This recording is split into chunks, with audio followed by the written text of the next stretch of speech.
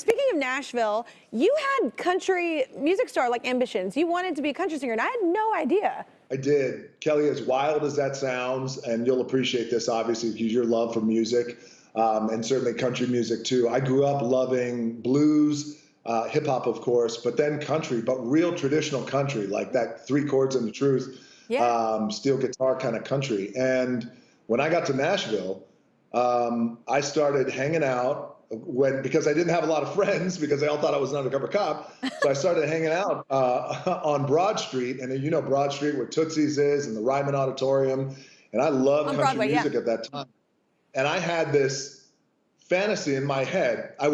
So the story goes like this: I was at a grocery store and I was shopping, and when I say shopping, I was actually doing a little five-finger discount at that time because we couldn't afford anything. So, and I was in the middle of the row in the shopping aisle, and I was belting out this song, not caring who was listening to me. And then a woman comes around the corner and she sticks her head around the corner and she looks, and I stop singing. She looks at me.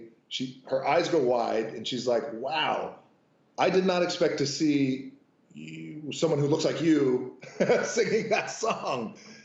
And I said, "Oh, thank you." And then we had this chat, and she was like, she goes, "So, clearly, you should go down to Broad Street because that's where all the country singers are."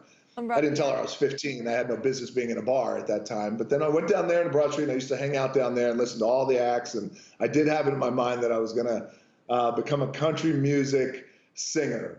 Then I realized that singing in keys that don't exist might not be a good value. No, you can't say that. You're so full of it. You were great in Moana. I was like, what? I had no idea. So then when I found out the country thing, I was like, oh, and you married like a singer-songwriter. This is all starting to make sense of where your career is headed.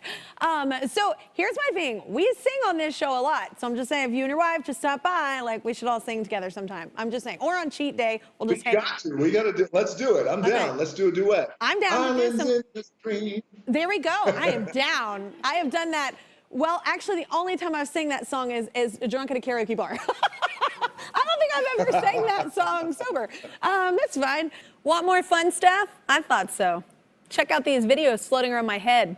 This one is really cool. I'm just saying. No pressure.